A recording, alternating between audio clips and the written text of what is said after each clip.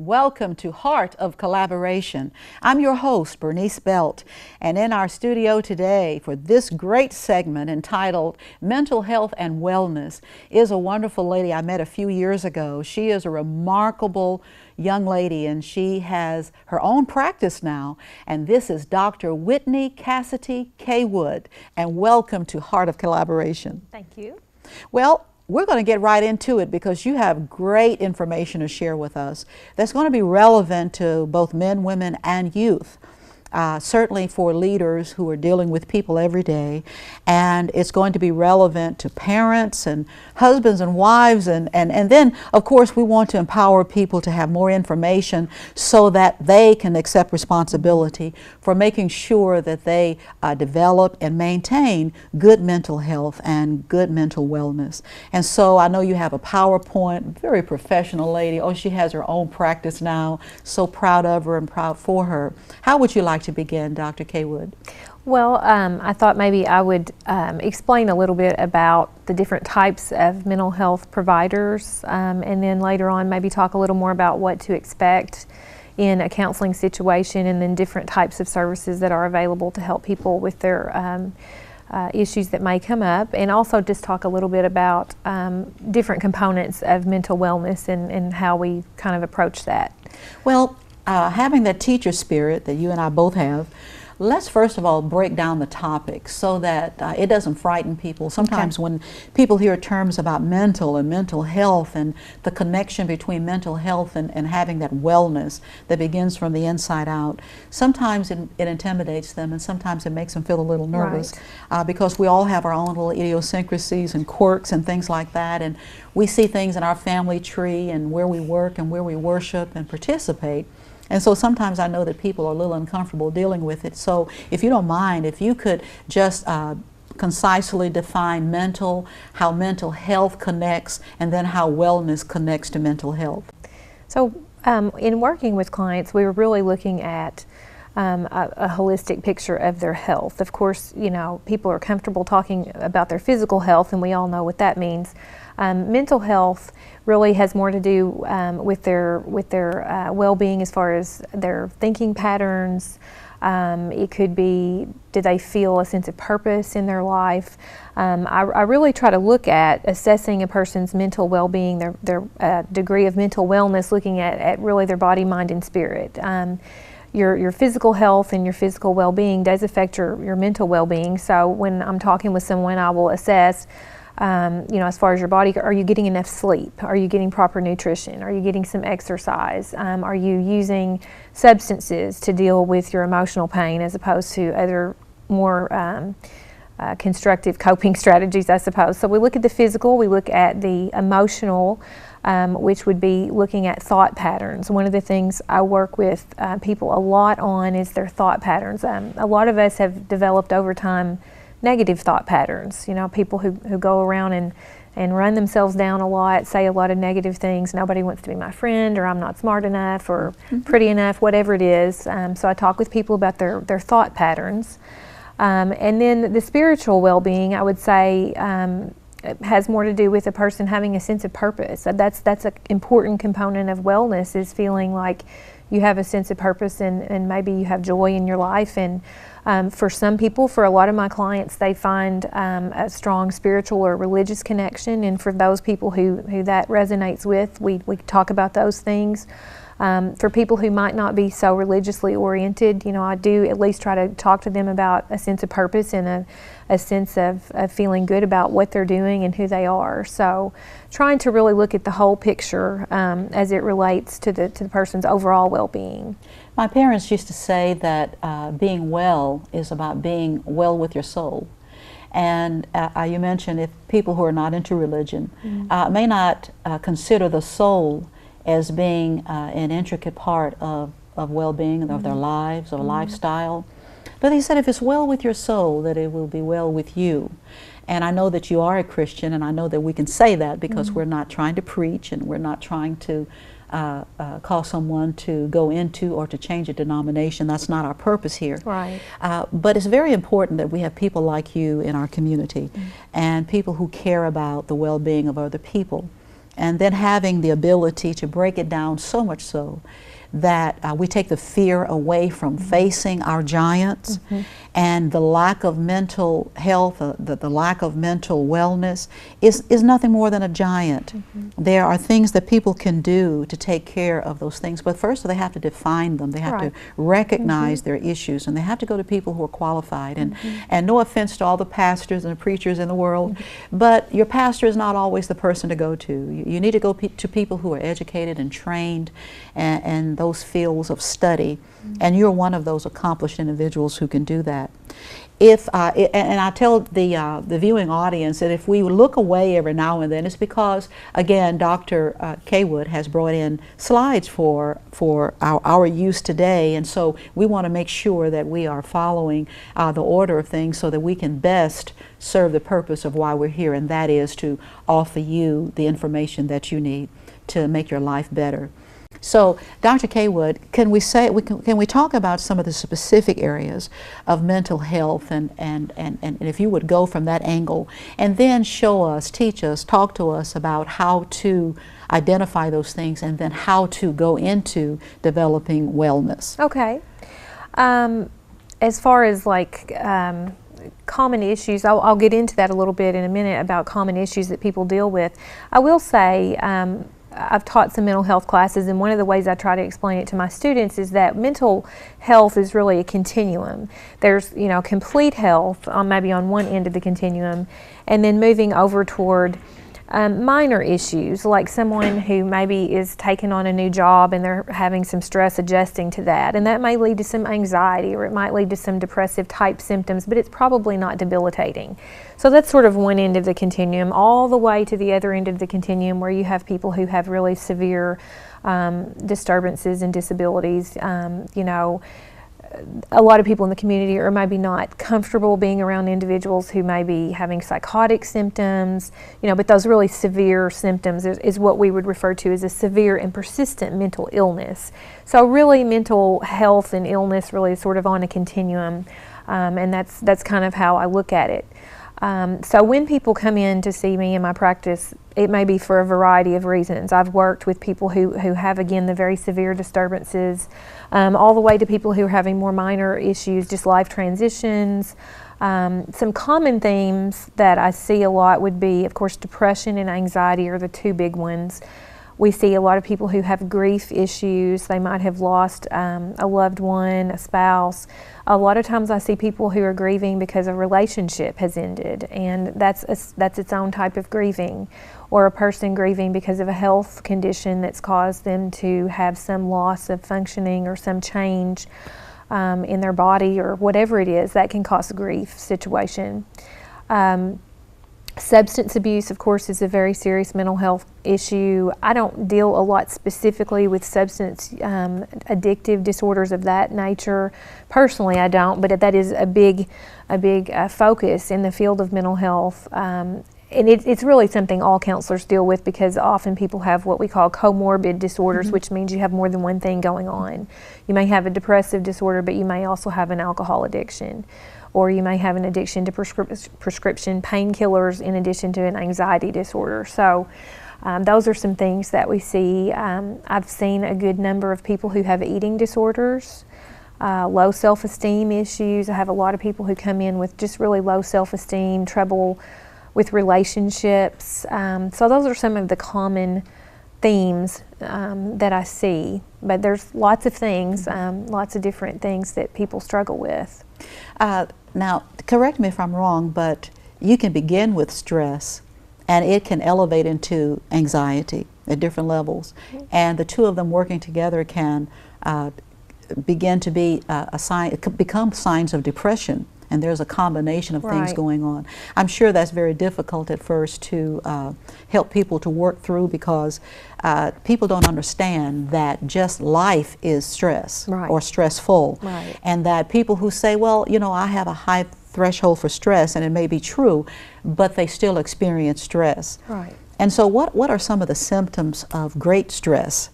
Okay, some of the common symptoms, and I'll maybe kind of mix together anxiety and depressive symptoms just to give you generalities. But sleep disturbance, people who have trouble either going to sleep, staying asleep, or waking up very early, or nightmares, those kinds of issues are big. People who have major mood swings, that can be a stress symptom, a depressive or an anxiety type symptom. Of course, irritability, people who just feel agitated, crying spells, that can be a common symptom. Trying to think of any others.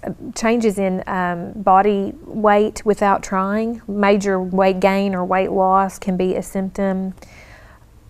Physical pain, people can have physical symptoms that are sort of exacerbated by emotional pain. So people who have a lot of chronic pain situation can be related to stress. So, mainly what I'm doing as a counselor is trying to help people find the most effective coping strategies possible to deal with what happens in life, which is we all experience stress. When we're coping, we're accepting responsibility. And while people may not be particularly or specifically qualified to work all of those things out as the Dr. K. Woods of this world are capable of doing, being taught to cope means that we have to accept responsibility or some level of responsibility for our well-being. What are some of the things that you would recommend to people once you have diagnosed their circumstances? What are some of the things that you teach, train, that you mentor people into learning how to cope? Okay. Well, going back to the three areas, the body, mind, spirit, I do look at those three areas. I would talk to them about how are they taking care of their physical well-being. I would say, if you're drinking huge amounts of caffeine, that is not good for your, anxiety issues. So we need to look at that. Or if you're not sleeping enough because you're, up on the internet all night long, that is a mental health issue, and that's going to affect your well-being. So I will talk to people about how really best to address their physical well-being. Then again, looking at their mental well-being, talking to them about their coping, their thought processes. And one of the strategies I use is called cognitive behavioral therapy, which specifically has people look at what they're saying to themselves. We talk about the tapes that play in your head. Are you saying positive things? I expect things are going to be good today, and I feel like I'm going to do my best, or are you saying this is going to be terrible and all these bad things are going to happen? So having people really look at their thought patterns and explaining that those are just habits. We can change our thought patterns. So that's one strategy that I work with people extensively on, is really trying to have healthy thought patterns. As far as, spiritual well-being, talking to people about, are you happy with what you're doing? Are you happy with the choices that you've made? And if you're not, are there things that maybe you want to change? Or maybe is it just your perspective that needs to change? So helping people to really assess what parts of their life really need some work. I work with people a lot also on communication strategies, helping people to find more adaptive ways to communicate. I often have people say to me, well, I wish I could say it like that, because I try to do a lot of modeling in sessions. Somebody will say, well, I'm having this issue or that issue, and I said this, and I'll say, okay, well, maybe you could have tried to say this next time, and I might give them another example. And so that's one thing I teach, is communication skills and just general interpersonal skills. Sometimes because of people's life circumstances, they've learned defenses that maybe served them at one time, but maybe are not currently serving them, and that's why they're in my office. So I talk with them about what might be a healthier way or a more adaptive way at this point in your life to interact with other people. In the process of learning how to cope and going through those steps that you just explained, sometimes people have to go so far back that they're actually afraid to go far back because of the things that maybe they've pushed back in their memories, their long-term memory, that they really don't want to face, and that's a frightening thing. For example, a woman or maybe even a man who may have been molested as a child, maybe their parents weren't the type of parents they would have preferred had they had a choice. and the way they were treated or not treated, raised or not raised. And so some people are fearful to go that far back. And I know, just having been acquainted with you for several years, that I know that you have a wonderful approach to helping people to reach back and then to be able to paint that full picture, to put all the pieces together so that they can see the image of him, the image of her, and to become their own best friend. And I appreciate the way that you explained that. That takes the fear out of it. Where would you like to go from this portion of our time together that you think would be most significant right now at this time of the segment of Heart of Collaboration? Well, I think it might be helpful to explain to people the differences between the types of mental health care providers and the types of services that are available, because I often have people ask me, now, are you a psychologist? And I'll say, no, I'm a licensed clinical social worker. So that might be helpful to talk about the different types of providers, and then talk a little bit about the different types of services, and also just what to expect if a person went into a counseling situation, because I have a lot of clients that have never been in counseling and they don't know what to expect, and they come in just scared to death, like, what are you going to do to me? So that might be helpful to just kind of explain that process. Okay, perfect. So just talking about the different types of, I may actually start with the different types of help that is available out there. Of course, outpatient counseling, which is what I do, which is where you go and spend 50-minute hours, what we call it, with a therapist, talking based on your needs as often as you need. Most of my clients come maybe every 2 weeks. I have some people I see weekly. I have some people who I see once every 4 to 6 weeks. It just depends on their needs. And most of the time that outpatient care is covered under people's insurance. So there's outpatient care, and then there's what's referred to as partial hospitalization or intensive outpatient care. And in this area, that would be offered at our local hospital. In other places, that's offered in different ways. But that's the sort of care where you would go maybe 3 to 5 times a week, and you might go for several hours. And it's more of a group therapy type situation. The idea is that it's not the same as outpatient, where you're maybe seen once a week or once every other week. It's more than that, but it's not as much as actually being inpatient, which would be the next type of care, would be inpatient care. And inpatient care is really reserved for acute situations. Again, we have a psychiatric unit here in town, and then there are others in the area nearby, but that is where someone might go if they are acutely suicidal or so depressed they've just ceased to function. Or having some other acute episode, if they might become psychotic, maybe they're hearing voices or they're hallucinating, or a manic episode where a person is really elevated and sort of not making safe decisions. So acute care would be within the hospital setting. Then there's also psychiatry and medication care. So a psychiatrist is a specialized type of medical doctor that provides medication, which is different than what I do. Some psychiatrists do counseling, but anymore it seems like most of the time they do more medication management and prescription. Of course, pastoral care, which you're familiar with, is another type of mental health care. Some pastors are trained to do a certain level of counseling. I'd say all pastors can do some counseling as need be, but that's certainly a type of mental health care. Support groups are another type that we have. Here in Paducah, we have a NAMI group, which stands for National Alliance for Mental Illness, and it's a support group that meets, I think, at least once a month at one of our local churches, and they have a group. They meet concurrently, a peer group, which is for the mental health consumers, and the family also has its own group meeting time. So that's another really helpful, I would call it a type of care, is where you really have peer care from each other through a support group. And then, of course, self-help strategies, and I'm big on that. I'm really big on trying to empower people to help themselves. So workbooks and other books, that people can read or try to educate themselves. Well, the way that you've outlined it gives everybody an opportunity in our viewing office and including sharing it with other people, and being able to go to www.paducah2.org to pull up this show at their leisure. If you want to show your children or other members of your family, or maybe to actually show this show before or after a Bible study at your church or women's organization, men's organization, please take advantage of being able to review this show again. But the way that you've laid everything out makes it so approachable and palatable. It takes the fear away. And it's so important for you and the people like you to be able to do that. Sometimes we can get confused and lost in the clinical language and the professional language, and people just don't walk around, you know, talking that way. No.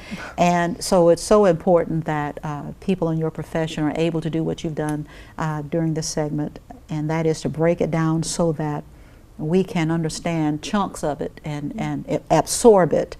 And something else I want to say is that parents are not, you know, they don't come into the world and they're not perfect parents and perfectly prepared to be parents when they become parents. And sometimes parents try so hard to look and sound as if they already know it all and they believe they're following all those great steps. But I like to encourage parents, and I know that you would, Dr. K would. Parents, make sure that you get this information. Make sure that you're prepared before you become a parent. If you are already a parent, use this information to evaluate yourself and then to raise your children with this information in mind. Encourage pastors and leaders and persons who come in contact with people from all walks of life. Make sure that you're prepared to speak about this, and we just don't want to quote scriptures, do we? No. See, your pastor is Pastor J. Gottman at First Christian Church, Disciples of Christ, right here in Paducah. Very learned man. I mean, he can break that word up and he can hook you up. But there are many pastors in our community like Pastor J. Gottman, and we just need that information. And Pastor Gottman is the type of pastor who makes sure that he has all that together before he becomes before the people. And I'm pretty sure all pastors are, but just in case, I just want to encourage you to make sure you get all of this information when you're counseling your members or families of members or people who just walk in off the street and say, I need to talk to you, Pastor. If I could say something. Yes, please. I would say I've had several clients, and I'm just encouraging pastors to be mindful and sensitive to this, that there is a difference between a person who's just not appreciative of, you know, God's gifts and the good things and clinical depression. And I think it's very important that faith leaders are sensitive to that, because sometimes depressed people hear, you know, they don't hear what's maybe being said. What they hear is, well, if your faith were just strong enough, you wouldn't want to kill yourself. Exactly. Well, nobody really wants to kill themselves. People just really want to stop suffering. And so, you know, I really think that pastors are in a position to really help, and I think a lot of them really do.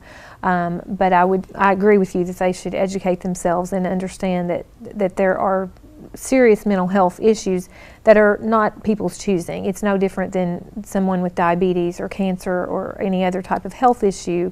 These are physiological problems that people don't ask for, and it's very important that we be sensitive to that. And to be wise, there has to be balance. And the lack of balance in various areas of our lives is proof positive in the circumstances and the descriptions that you've provided right now. And I know we only have a few minutes left and we can't cover everything, but I do again encourage you to go to the website of Paducah 2 Television and review this show again, and make sure that you share it with others, especially if you're those persons who really care about people and really care about their circumstances and that of their families and your friends and the people that are in your circles of influence, and even people who are not in your circle of influence. Where are you located, Dr. K. Wood? My office is on Nom Street, right off of Broadway beside Kyler Park. So I'm pretty centrally located. What is your office phone number? It's 444-6000. 444-6000. That's area 270-444-6000. I'm telling you, if you go to see this lady, you will not be sorry that you did. I used to try to counsel people who had bipolar. Dr. Kaywood, I'm not qualified to do it. But talk a little bit about bipolar and how it can be confused with depression and anxiety. Well, bipolar disorder is basically characterized by, of course, two poles, meaning one is the depressive symptoms, the other would be what we call the manic or the hypomanic symptoms. And depression, most people are somewhat familiar with depressive symptoms. When a person's in a depressive episode who has bipolar disorder, it's similar to being depressed when you don't. Unfortunately, the medications don't work exactly as well with that, but I won't get way off into that. But the manic or the hypomanic side is more characterized by behavior that can be erratic. It can really, what happens, they've done some brain scanning studies, and they've shown that part of your brain basically turns off during the part when you really become truly manic. And so the part that turns off is the part that helps you make good decisions. Like, if I do this, then this will happen. So a person who is truly in a full-blown manic episode, they may speak very loudly, they may be very grandiose, like they are writing a manifesto, or they are, going to do these great, huge things that sound, completely wild and to someone listening to that. They can also be very agitated, angry. There can be a lot of just quick shifts in mood. But it is very unnerving, of course, for the person experiencing it as well. Some people really experience like a euphoria when they're manic, but then unfortunately often it kind of goes off into a dark place, and then usually people crash into a deep depression at some point. So it's a very, very difficult illness to deal with. And it's nothing to play with. No, it is not. People can be very dangerous to themselves and to others. And so I want to encourage the viewing audience, when you see anything erratic, even in your behavior or that of others in your under the roof where you live especially, make sure that you're getting the help that you need. Make sure you're getting them the help that they need, and be very sensitive, very compassionate, and very patient, because no one wants to be unhealthy when it comes to their mental health and their personal wellness. Dr. Whitney, I love you, and I just appreciate you so much. You've always been one of my favorite persons, and I'm so glad that you could come and hang out with us at the Heart of Collaboration. We hope you'll come back. And listen, a viewing audience, we are grateful for you. Thank you for having us right there in your living room. We hope you had a moment to go get some popcorn and red Kool-Aid or whatever you enjoy when you're watching television. But tune in and take advantage of these opportunities. Again, go to www.paducah2.org, and you'll be able to view this show at your leisure and share it with the people that you care about. Again, this is Dr. Kaywood. We're so happy to have her. I'm your host, Bernice Belt, and you've hung out with us at Heart of Collaboration.